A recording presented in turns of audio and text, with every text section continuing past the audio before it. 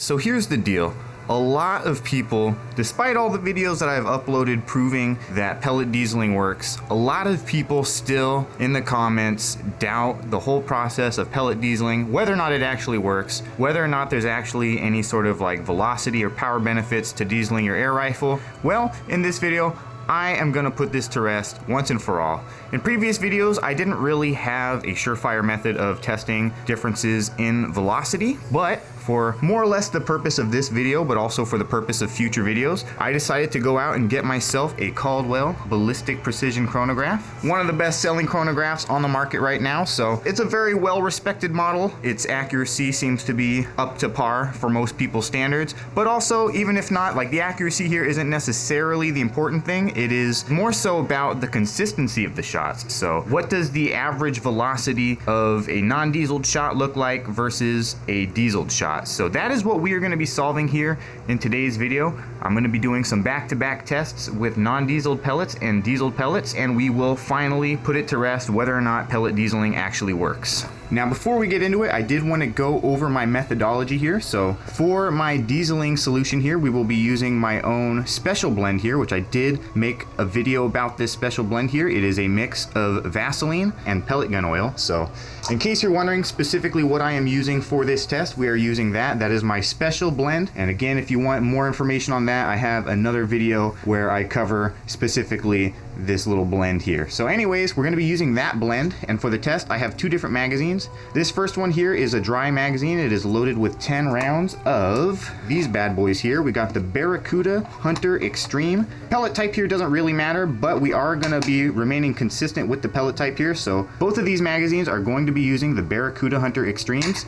Just the same, we are going to be using the same gun for all of these tests. We are going to be using the Gammo, what do they call it, like the Maxim Swarm or something like that. Very decent rifle. I've had it for a few years. It has been featured in my other pellet dieseling videos. This is also going to be a constant variable, so the gun itself is not going to be changing. The pellets themselves are going to be a constant variable. The only difference is going to be that some of them are going to be dieseled and some of them are not. So again, we're going to be doing 5 shots. We're going to do 5 shots out of this to get a baseline reading of what the pellets perform like without any dieseling. After those 5 shots, still have to load this one up, but we're going to load up 5 dieseled shots. We're going to shoot the 5 dieseled shots, see what the reading is on those, and then once we're done with those 5, we're going to switch back to the non-dieseled shots just to see if there's any sort of variation, whether that be like in general or just like immediately after shooting dieseled shots. Like when you get done shooting some dieseled shots, will like the first couple non-dieseled shots still have like a little bit of extra energy behind them? Who knows? So that's kind of what we're going to find out. But also, like, just in case,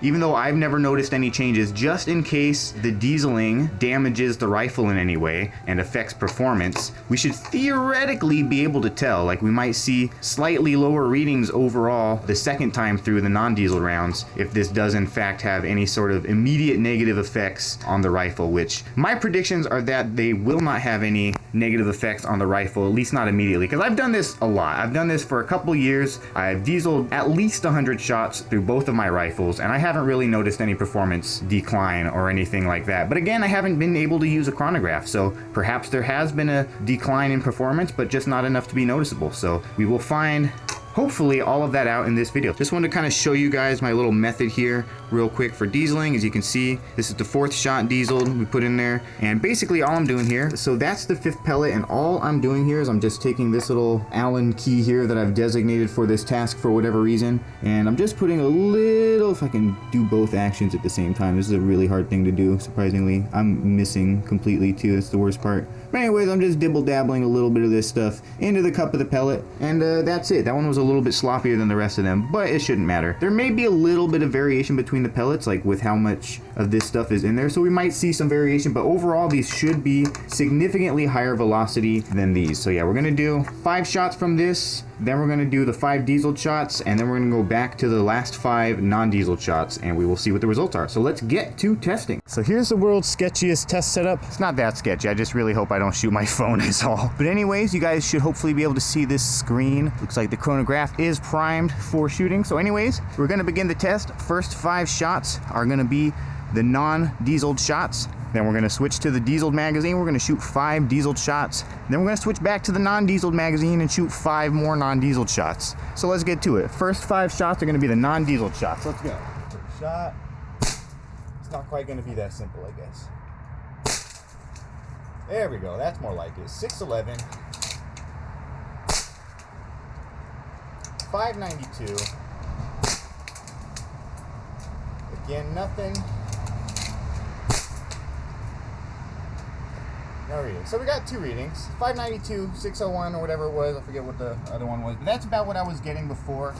Was more or less like on average 600 feet per second. I really wish I would have gotten more of those to show up on the reading, but it is what it is. We got 5 diesel shots here. Hopefully more than 2 of them show up on the reading. Either way, here goes nothing. We got 5 diesel shots now. 701, 685, error, 742, last one, 721. So already we're seeing much higher numbers here. Would have been nice if we would have gotten more of the non-dieseled ones to show, but we're switching back to the non-dieseled ones anyway, and let's see what the results are. Let's see if the first couple still have a little bit of diesel juice left in there, but we should be seeing numbers back down in the 600 range again. So here we go with 5 more non-diesel shots. 636, so that's actually a little bit high. Let's see what the next one is. 614, already dropping lower. 614. I guess another 614, I don't know. There's no way I'm getting 3 614s in a row. 607. Well, we did have a couple, I don't want to call them misfires, but misreadings. For the most part, you can see, other than the first one right after the couple diesel shots, which obviously still had a little bit of extra diesel juice in there.